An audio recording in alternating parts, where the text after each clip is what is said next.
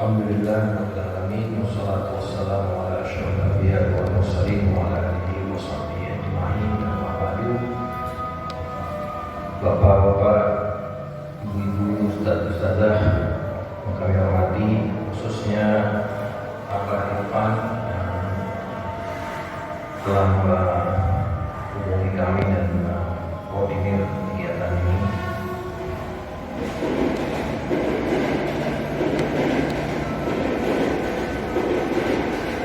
Pertama, saya bahagia sekali, senang sekali ada inisiatif semacam ini, di mana alumni PKDP NU angkatan 2 yang terus memperdalam dan memperbaiki kualitas dakwahnya, kemampuan skill dakwahnya, dan ini merupakan satu bentuk keseriusan, bentuk kesungguhan untuk bisa menguasai dan betul-betul menjadikan ini sebagai kemampuan yang bisa dibanggakan.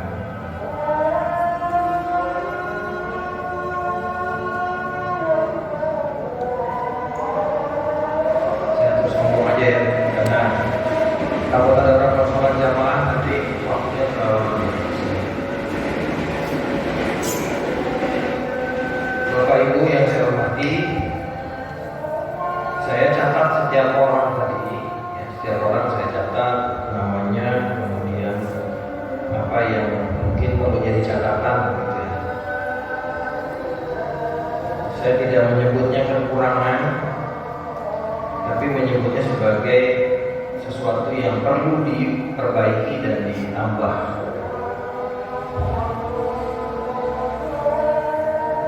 Secara umum, saya melihat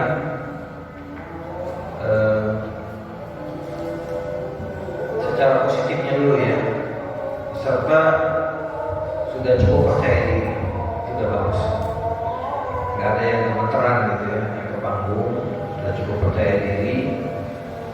Ini suatu modal yang cukup, karena banyak orang yang mempersiapkan materi dengan matang, kalau nggak percaya diri, grogi, gugup, hilang semuanya. Kan begitu kan?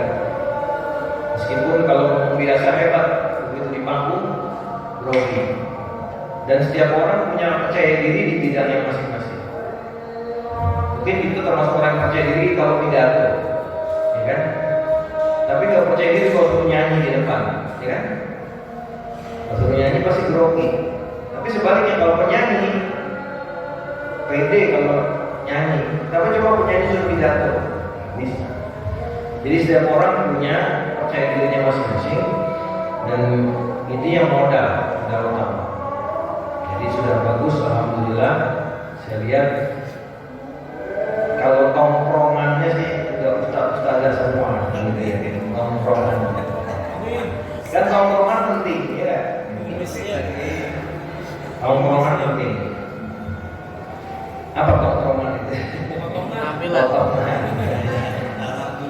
Iya. Ya saya lihat memang ada yang punya basic keilmuan yang cukup. Tadi dari materinya kelihatan. Ada yang memang masih baru kenal, tapi bisa tertutupi secara umum kekurangan itu. Alhamdulillah, ini satu hal yang kita syukuri. Kemudian bacaan Arab juga sudah baik. Dari mulai assalamualaikum, ya kan? Kemudian itu iftitah ceramahnya sudah rata-rata sudah bisa. Jadi kalau dalam ilmu balaghah namanya bara'atul istihlal. Jadi penampilan pertama itu ya, penting. Kalimat pertama yang diucapkan itu penting. Jadi sudah lumayan bagus. Meskipun tadi mohon maaf yang terakhir Uli mana tadi? Mohon maaf, mungkin sedikit perbaikan di huruf sin ya. Sin dengan shin agak rancu. Syayyidina. Jadi kalau sin itu tipis sin sayyidina. Nah ini mungkin untuk bacaan perlu diperbaiki lagi. Artinya latihan, memang ini latihan. Semakin sering baca Quran, semakin sering mempelajari bahasa Arab, membaca teks Arab, akan makin memperbaiki. Sudah baik. Temanya juga sudah cukup variatif. Tema ini dari segi plusnya ya. Kemudian suaranya juga rata-rata enak didengar, empuk-empuk suaranya. Meskipun kalau Pak Uli tadi gelegar ya, tapi yang itu kan memang karakter suara gak berani. Dan itu sudah kelebihan masing-masing. Kita kalau dengar mubalik ya kita sudah pengennya dengarnya yang lembut, gitu. Kayak Agim misalnya. Ya mudah soalnya kesannya memang image-nya memang lembut. Kalau Agim teriak-teriak malah lucu. Gitu. Tapi sebaliknya kalau yang keras, yang tinggi suaranya, kalau pelanin juga dibuat. Jadi sudah masing-masing. Yang penting suara itu memang enak didengar. Suara itu enak didengar. Ya, kalau dalam sekali lagi dalam ilmu balaghah itu kalau suara itu ya, kalam itu fasih itu kalau fasahatul kalam bi fasahatil huruf ya. Fasahatul kalimat itu fasih kalau katanya fasih. Maka latihan kalimat yang fasih harus kata-katanya juga, latihannya, penyebutannya juga harus baik. Karena fasih itu bukan cuma pelafalan saja, tapi penggunaan di tempat yang tepat itu juga fasih. Dan penggunaan kata ini di setiap segmen berbeda-beda. Misalnya ceramah di ibu-ibu, ceramah di mahasiswa, ceramah di anak TK, ceramah di depan akademisi, beda-beda. Ya. Itu kan ada penyesuaian. Meskipun pesannya sama, tapi kata-kata yang dipilih itu akan berbeda. Ya. Seperti misalnya kalau gaya pedagogik itu kan sering menggunakan tekanan-tekanan. Jadi kita harus selalu kalau ngajarin anak begitu, itu kalau buat anak kecil. Tapi kalau orang tua digituin kan merasa kayak diajarin gitu ya, kan kurang pas. Orang tua ingin diajak bicara sebagai setara, selevel. Maka bahasanya pun juga harus baik. Bahkan kalau perlu lebih tinggi, kita sopan bahasa. Ya.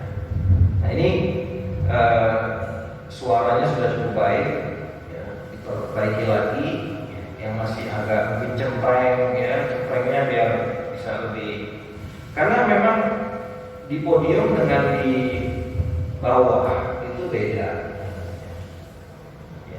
Kalau kita naik podium itu seperti bintang, ya, superstar. Jadi semuanya harus sempurna. Orang yang kalem-kalem itu begitu di podium dia garang. Jadi kita boleh menggunakan intonasi suara yang berbeda dengan yang kita pakai sehari-hari, boleh. Saudara-saudara, kita kan sehari-hari nggak ngomong begitu. Ya. Tapi karena di panggung kita adalah bintang, kita adalah orang yang disorot semua, maka bahasanya juga harus baik, penampilannya harus oke, dandanannya juga. Ya. Saya belum menyoroti soal dandanan. Sebetulnya idealnya sih dandanannya udah kayak ceramah beneran gitu ya, supaya apa? Ternyata pakaian itu membantu kepercayaan diri. Ya, gitu kira-kira. Kalau pakai celana levis terus baju kemeja biasa, terus ceramah di depan, pasti rasanya nggak nyaman. Kenapa? Karena orang pasti akan menyoroti pakaian. Beda dengan kita pakai baju yang lengkap, yang rapi, sebagaimana menceramah. Kita akan merasa nyaman. Kenapa? Kita merasa aman dari kritik orang dalam hal pakaian. Jadi pakaian itu juga sangat membantu, selain juga membangun yang disebut dengan kewibawaan namanya ya, penghormatan dan penghargaan orang kepada kita.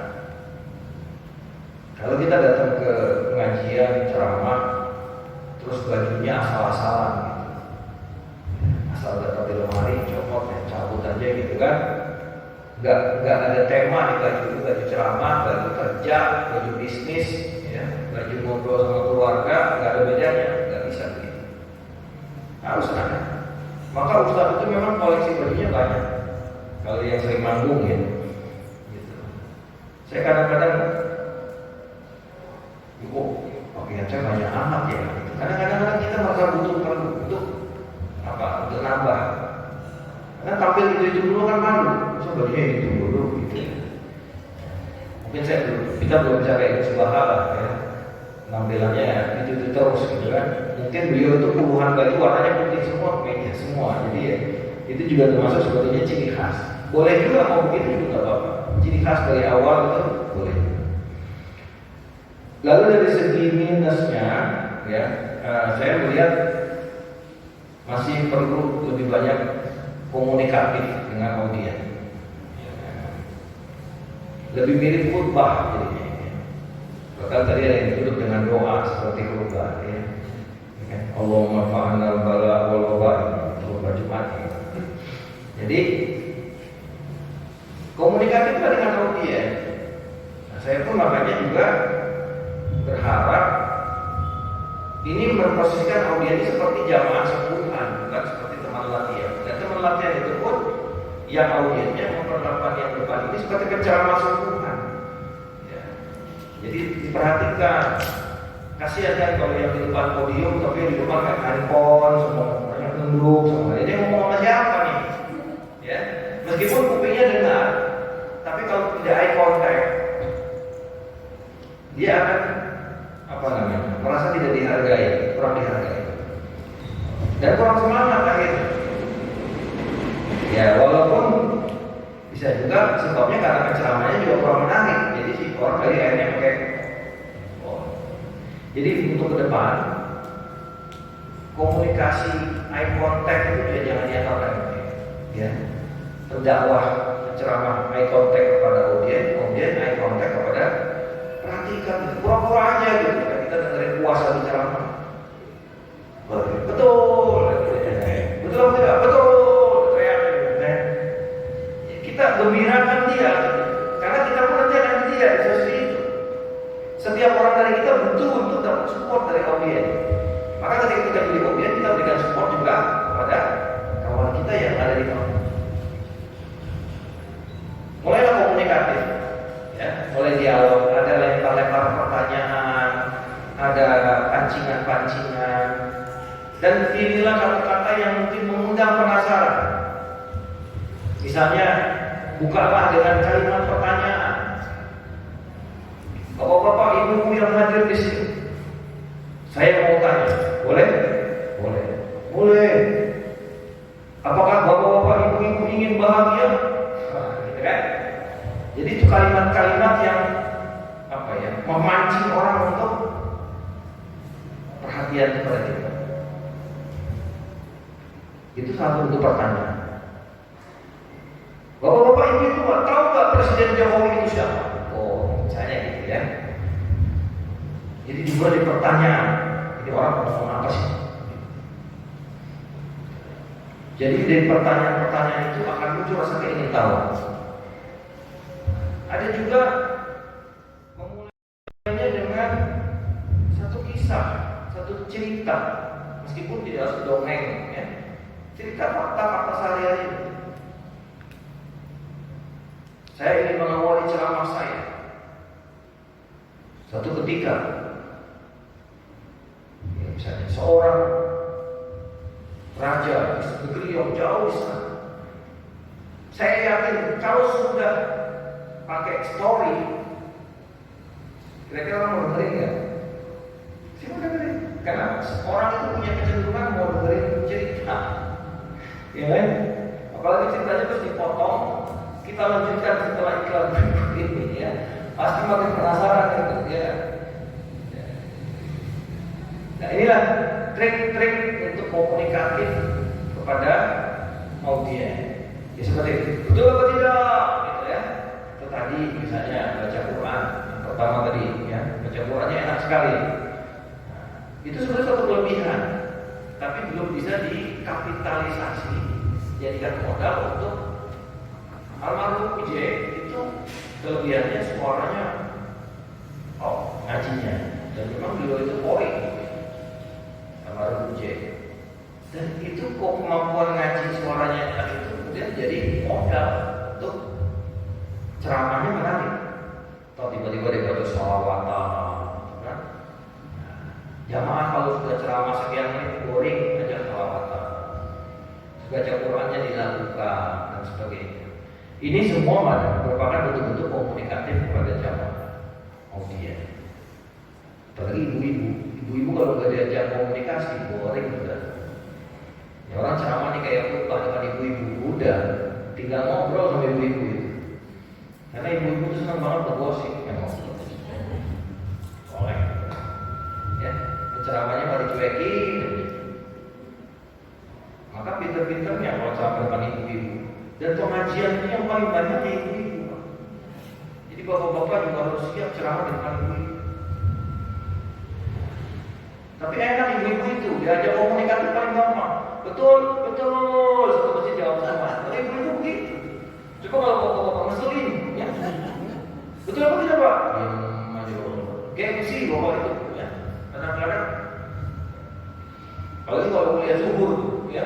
Kuliah zuhur tuh masih ngantuk-ngantuknya, ya kan. Mau belum makan, nungguin ustadz cepat selesai, mau makan siang, gitu ya, di kantor, gitu. Itu kadang-kadang boring, ya. Nah, kita harus pintar bagi waktu juga. Nah, sebetulnya tadi, ya ada tadi retorika. Ya, retorika termasuk tadi itu bagian dari retorika. Naik turun suara, ya. Bicara di panggung itu seperti orang naik mobil, ada gas, ada rem. Kalau ngebas terus nabrak, rem nggak jalan-jalan, ya. Jadi jangan pelan terus, tapi jangan keras terus. Kapan keras, kapan pelan, ada naik turun irama. Maka retorika itu banyak kandungan di sini. Kemudian hal yang catatan lagi dalil harus lebih ditambah ya, Pak ya. Dalil ini artinya pembuktian dari ucapan kita. Jadi kita kan bicara nih, ya. Kalau kita bicara bahwa kejujuran itu baik, kalau saya mau, Bapak Ibu, kita harus jadi orang harus jujur. Ini statement saya sebagai penceramah. Dia tidak terlalu kuat. Kenapa? Karena orang baru kenal juga. Dari mana nih Bapak Ustaz ceramahnya? Maka orang untuk penguat daripada ucapannya dengan apa? Adil. Sebagaimana firman Allah SWT. Jadi yang ngomong ini bukan saya loh. Perintah untuk jujur itu Allah yang suruh di dalam Al-Quran. Nabi Rasulullah suruh di dalam hadis. Apalagi dikutip makalah ulamanya dan sebagainya. Semakin banyak referensi yang disampaikan, semakin bagus ceramah. Walaupun tidak perlu juga jadi pameran dalil itu, karena orang itu tidak perlu semua dalil itu dibaca. Jadi cukup itu hadis, sebagian dalil yang perlu kita baca, dalilnya, nasnya, sebagian lain maknanya, atau sebagian lain maksudnya. Jadi kan pengutipan dalil itu ada 3 level. Level itu adalah mengutip lafaznya. Allah Ta'ala, wa in syakartum la azidannakum, wa la in kafartum inna adzabi. Ini kan pengutipan teksnya. Ya. Kalau cukup waktu silakan. Dan tidak perlu banyak-banyak yang seperti ini. Pengutipan yang kedua adalah maknanya saja. Allah Subhanahu wa Ta'ala berfirman dalam surat Ibrahim ayat 7. Barang siapa yang jika kalian bersyukur, kan maknanya, ya, yang maknanya adalah seperti ini. Kalau Allah berfirman ini, Allah berfirman yang maknanya adalah, karena firman Allah bukan dalam bahasa Indonesia, dalam bahasa Arab yang kita tahu. Level yang ketiga, cukup menunjukkan Al-Quran menjelaskan bahwa orang yang bersyukur itu akan ditambahkan. Kan ada 3 ayat. Tapi ketika menyebutkan Al-Quran, surat Ibrahim ayat 7, itu sudah merujuk, tapi tidak membuang waktu untuk membaca nasnya. Ini sistemik aja. Kita lihat kondisi. Kalau waktu kita cuma 7 menit, ya jangan lama-lama baca dalilnya. Karena apa? Kita 7 menit itu harus menyampaikan apa materi. Materinya itu apa? Yang tadi sebagian saya lihat materinya nggak jelas, ya, tumpang tindih, ngomong ini. Padahal 7 menit itu satu materinya nggak selesai. Tapi kenapa harus ngomong bab ini, ternyata kemana-mana? Fokus saja. Bab syukur ya syukur, bab sabar ya sabar, ya kan? Bab silaturahim ya silaturahim. Fokus saja sih, cuma 7 menit. Kecuali kita punya alokasi waktu 2 jam, boleh lah muter-muter sampai ya dari Kosetan sampai PBB, ya kan? Boleh. Namanya waktunya banyak, ya. Pengembangan kembangnya, jobnya dan sebagainya, ambil alokasi waktu yang lama, silakan kata ceramahnya lah. Kan kita tanya panitia, saya punya waktu berapa lama? Terserah Pak Ustaz. Kita menceramah tunggal Ustaz. Oh ya udah, bebas, 1 jam, 1 jam setengah, bebas. Tapi kalau penceramahnya ada 10, ya kita cuma 2 menit, 10 menit, ya. Apalagi dari dijarak 1 menit. Nanti kalau di televisi, Bapak Ibu, televisi di radio itu ada durasi. Karena apa? Ada namanya dia ada hitungan durasi yang sudah jadwal tayang itu yang sudah diatur dengan ketat. Bahkan rekaman pun begitu. Rekaman yang kemarin di PP itu kita rekaman Sinta TV misalnya, itu 3 segmen, biasa 3 segmen. Karena dia acaranya setengah jam. Setengah jam itu nanti mungkin ada iklan dipotong jadi 24 menit. Nah 24 menit itulah dibagi 3, 8 menit. Jadi 3 segmen 8. Maka kita perlu timekeeper. Ya, timekeeper kalau di TV itu biasanya nanti begitu 2 menit dikasih kode 2 gitu. Begitu tinggal 1 menit dikasih. Supaya kita ibarat mobil itu udah mau nyampe ujung rem. Ya. Mulai ngambil misalnya kesimpulan, begitu dikasih kode, ngambil kesimpulan, jangan langsung tutup. Ya, begitu abang anak-anak cukup. Demikian berbicara saya langsung tutup, ya. Jangan langsung tutup, simpulkan. Ya, ceramah yang baik itu disimpulkan apa yang saya omongin tadi, karena tidak semua orang itu mengikuti full.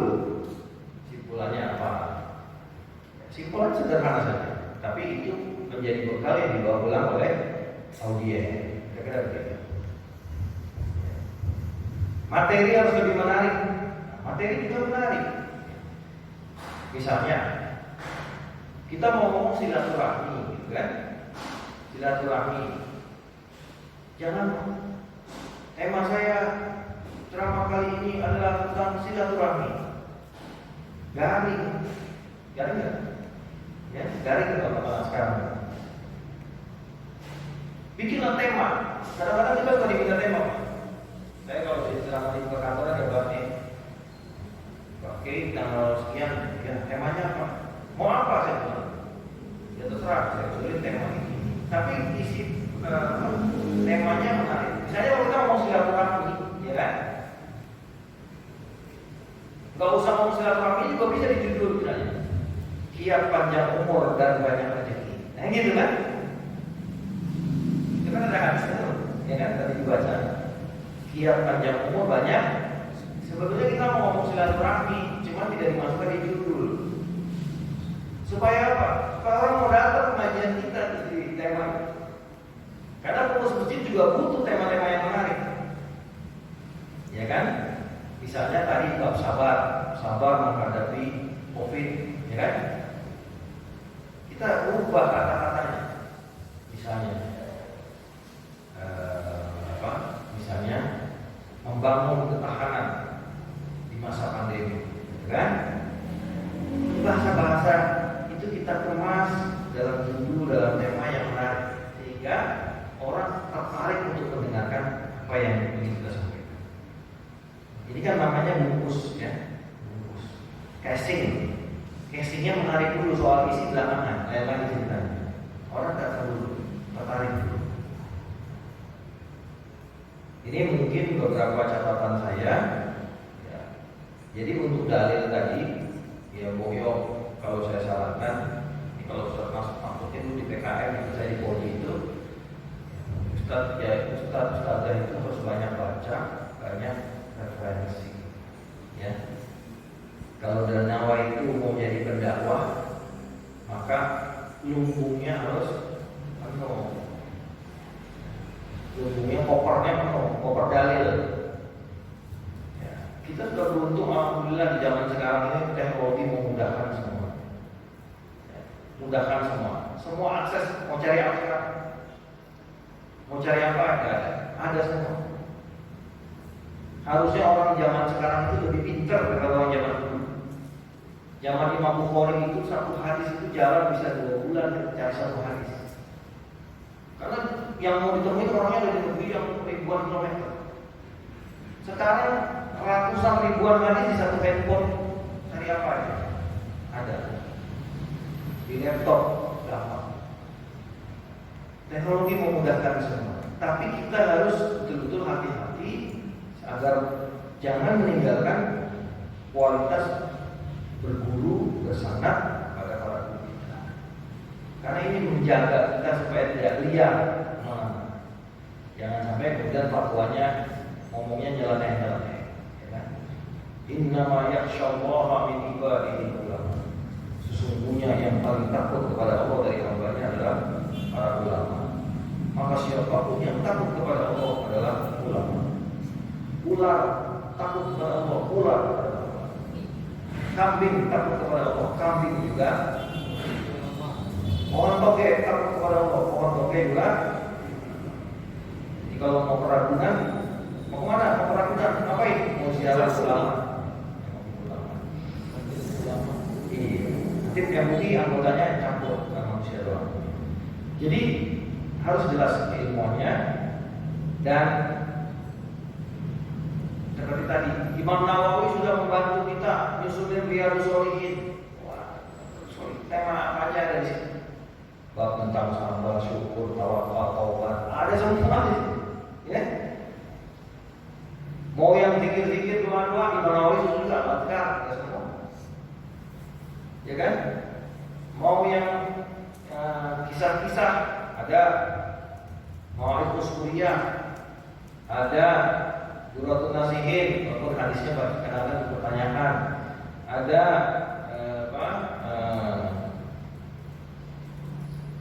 kalau yang apa? Yang rumusan 4-3-3 itu ceramah itu Nasrul Ibad. Kan? Banyak. Itu Nasrul Ibad satu kitab tipis. Jadi kitabnya cuma 10.000 paling. Tapi bisa ceramah ratusan kali, bisa jadi berapa ratus juta. Betul kan? Kalau satu bab itu ceramah amplopnya 2 juta, 1 juta. Oleh berapa tuh? Makalah ini ya. Coba kalau Imam siapa yang ngarang itu? Abu Les ya. Sama Mati yang syaratnya Syekh Nawawi Bantani minta royalti sama ustaz-ustaz, kaya. Ustaz, ente bagi kitab aneh supaya gitu ya. Banyak sekarang tema, banyak sekali. Kalau saya ada laptop sih, ada yang fokus. Saya bagaimana cari hadis di aplikasi. Cari hadis, ketik lafaz kita, yang nantinya Indonesianya atau Arabnya. Langsung keluar hadisnya, ada di Sahih Bukhari nomor berapa, Sahih Muslim nomor berapa, Sunan Abi Dawud nomor berapa. Kalau dia bisa itu pintar, kelihatan hebat banget, kelihatan hebat. Status hadisnya sahih apa asal apa doain, ada semua. Handphone atau laptop itu Ustaz? Ya. Handphone juga laptop ada aplikasi macam-macam. Jadi Ustaz sekarang benar-benar nggak boleh kurang belakang menurut saya. Tadi antum kan lagi nunggu giliran nih, ya. Saya temanya ini sebenarnya duduk di situ aja sudah. Wong saya mau khotbah aja sebelum naik podium, pengurus masjid lagi ngumumin saya baru cari tema. Maksudnya nyari dalilnya. Ya kita sudah ada, kalau tampil langsung sudah ada. Tapi saya pengen nambah lagi, karena pengen hadis atau tahqiq yang sudah ada yang tidak hadisnya riwayat siapa. Itu kita masih nunggu khotib naik, kita masih keburu. Kenapa? Semua sudah tersedia dalam teknologi. Coba kalau generasi terdahulu kita harus masuk perpustakaan dulu, ya kan? Catat dulu halaman berapa, kitab berapa, jilid berapa, terbuka lagi, cari lagi. Alami tak mungkin dulu kita zaman belum digital ya. Yang usianya udah 40 ke atas pasti ngalami. Nah, ini kelebihan kita sekarang harusnya sudah semakin variatif dalilnya, materinya. Ya. Kemudian tadi saya tergugah dengan Ustaz Uli ya, demo laptop. Jadi memang nanti dakwah kita itu nggak cuma ceramah-ceramah begini lah. Kita mulai akrab dengan laptop dan gadget ini sebagai ceramah. Mungkin pertemuan-pertemuan majelis tabligh akbar itu mungkin nanti orang sudah punya pilihan-pilihan. Mau ketemu di masjid, sebagai pandemi kan banyak halangannya. Orang akhirnya lewat digital, streaming, Zoom, ya, webinar, kemudian juga YouTube, Facebook dan sebagainya. Dan ini semua harus siap, kita harus familiar. Nanti kalau ceramah di perkantoran, ya, atau orang-orang kelas menengah atas itu biasanya mereka senangnya pakai infografis. Jadi materi itu dibikin dalam PowerPoint, kita sambil ceramah sambil buka layar. Itu sudah buat mereka sudah biasa karena di kantor bisnisnya seperti itu. Jadi ceramah yang cuma ngomong nggak ada visualnya itu udah kurang menarik. Nah, kita mulai akrab lah dari dengan sarana teknologi, ya, dengan ceramah-ceramah digital, dengan YouTube yang katanya saya cuma ngadepin kamera doang nggak ada orangnya. Ya, anggap aja di kamera itu orang. Kita ngadepin kamera, anggap aja di satu orang kita ceramah dengan dia. Karena di belakang kamera itu, di belakang layar itu ada ribuan jutaan orang. Sama kalau kita di studio TV kan, kadang-kadang cuma kita sendiri sama kamera. Ngomong sama siapa? Tapi kita tahu bahwa di belakang kamera ini yang nonton banyak. Maka kita harus hati-hati. Ya. Ada juga yang tadi nada bicaranya masih agak cepat, tolong diberikan tenang, ya. Nada bicara jangan terburu-buru. Kemudian saya lihat, ya rata-rata sih sudah tercakup dengan apa yang saya sampaikan tadi dari apa yang saya dapat ini ya. Mudah-mudahan apa yang saya sampaikan ini, ya, saya bukan yang paling ahli, bukan paling hebat, bukan, tapi paling tidak berbagi apa yang kami ketahui. Mudah-mudahan dengan ini kita makin memperbaiki lagi. Nanti pertemuan yang akan datang, mohon persiapkan lagi. Orangnya masih sama ya? Orangnya masih sama. Pertemuan yang sama masih, mungkin malah tambah. Kalau bisa di ini Ustaz Mahfud direkam, di YouTube kan PDP-NU. Karena kalau materi sudah dipersiapkan, nanti kan bisa disortir ya, direkam dulu. Di YouTube kan PDP supaya itu siar buat NU juga, supaya kita membanjiri medsos ini dengan dakwah kita. Medsos ini kayak lautan Pak, ya. Isinya macam-macam, bukan cuma ikan, bukan cuma udang, tapi juga ada ubur-ubur, ya. Bahkan ada kasur bekas, juga, nah, ada bangkai kapal, macam-macam di situ. Kita mau isi medsos ini dengan apa tergantung kita. Sekarang ini saya cerita ya, ini mungkin kenapa ngomong saya pun mau maaf nih, bukan berarti saya lebih hebat, bukan. Karena saya punya lebih pengalaman, lebih lama. Ketika orang misalnya merekomendasikan nama saya, misalnya sudah Mahfud, masukin saya ke satu masjid, ya, pengurus masjid yang lain, siapa Ustaz Jamal? Dia googling itu. Sekarang begitu Pak, apa? Googling ya. Oh ini orangnya, oh ini tampangnya, oh gini ceramahnya. Udah, karena ada Google-nya, ada YouTube-nya, ada profilnya. Ya orang yang bikin, bukan saya yang bikin ya. Orang yang bikin. Nah kita berharap begitu. Nanti ke depan pun akan begitu. Misalnya Pak Haji Muklis diundang, Pak Haji Muklis. Itu mau nggak mau orang nanti tanya, Muklis apa nama lengkapnya? Di internet ada nggak? Kadang-kadang mereka lihat itu dulu. Kalau nggak ada atau begitu dia nggak meyakinkan, nggak mau, jangan deh. Ini penting buat kita sekarang ini hidup sejak serba digital sekarang. Maka perbaikilah kualitas kita di dunia digital. Dunia digital kan kayak dunia nyata.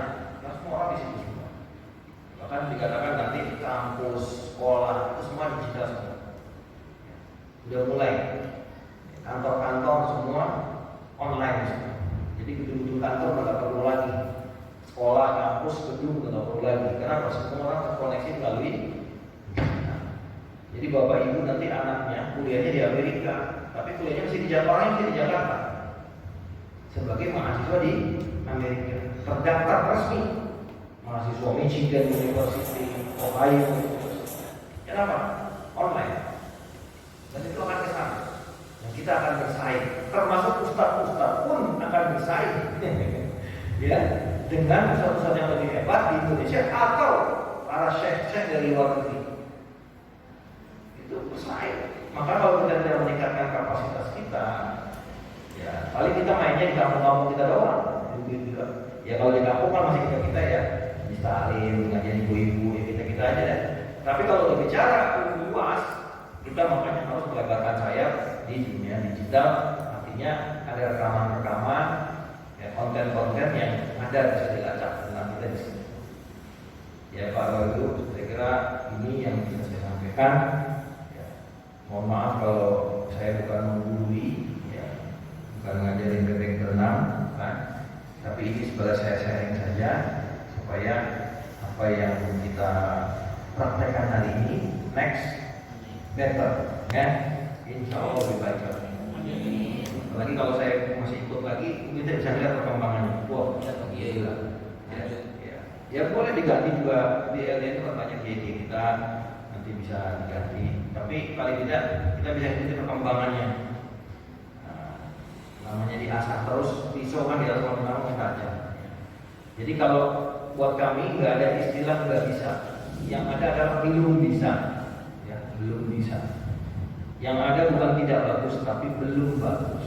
Nah, kalau belum kan berarti kita kejar sampai nyampe bagus. Insyaallah.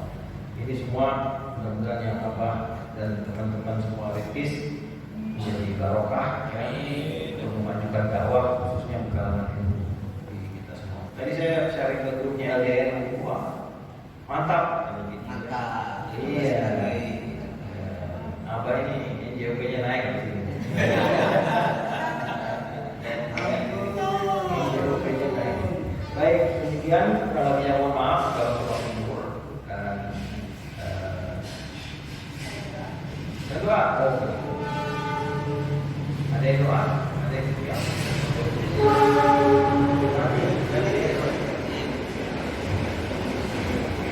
Mari sama-sama kita dengan sama-sama membaca surah Al-Fatihah. Semoga apa yang kita lakukan hari ini benar-benar ridho dan barokah dari Allah Subhanahu wa taala. Habis kita dengan yang penuh rahmah dan barokah. Kita semua dijaga oleh Allah, dicintai oleh Allah, dilindungi oleh Allah, dijaga oleh Allah semuanya. Dan semua juga yang ada di rumah yang kita tinggalkan semua dalam perjalanan kita semua dijaga oleh Allah Subhanahu wa taala. Mudah-mudahan niat baik yang ingin berdakwah, mengembangkan kemampuan dakwahnya, Allah berikan pertolongan, Allah bukakan kemudahan-kemudahan, dan kita juga diberikan kesungguhan dan keikhlasan dalam berdakwah, sehingga dakwah kita bukan sekedar bukan untuk pamer, untuk bergaya-gaya, tapi dakwah yang memang betul untuk lillahi ta'ala. Mudah-mudahan Allah ridha dengan apa yang kita sampaikan ini dan mari kita berkahi oleh Allah Subhanahu wa taala.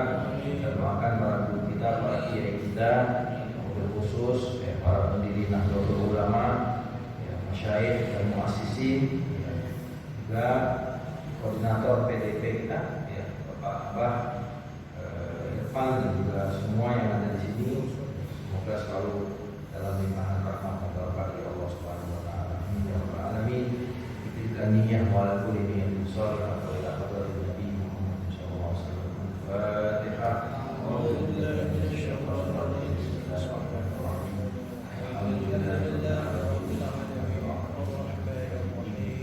إياك نعبد وإياك نستعين اهدنا الصراط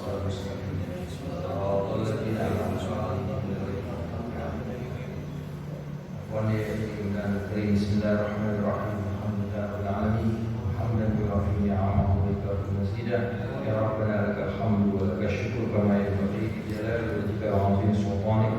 اللهم صل وسلم على سيدنا محمد طب القلوب ودوائها وعافية الأبدان وشفائها ونور الأبصار وضيائها وقوت الأرواح وغذائها وعلى آله وصحبه وسلم. اللهم بارك لنا في مجمعنا هذا ولا تدع لنا فينا ولا معنا شقيا ولا مفقودا ولا محروما. لا تدع لنا في مجلسنا هذا ذنبا إلا غفرته ولا هما إلا فرجته ولا عيبا إلا سترته ولا ضالا إلا هديته ولا جاهلا إلا علمته ولا فقيرا إلا أغنيته ولا ذا حاجة من حوائج الدنيا هي لك رضا إلا قضيتها ويسرتها برحمتك يا أرحم الراحمين. اللهم ربنا آتنا من لدنك رحمة وهيئ لنا من أمرنا رشدا. اللهم ربنا آتنا في الدنيا حسنة وفي الآخرة حسنة وقنا عذاب النار. وصلى الله على سيدنا محمد وعلى آله وصحبه وسلم.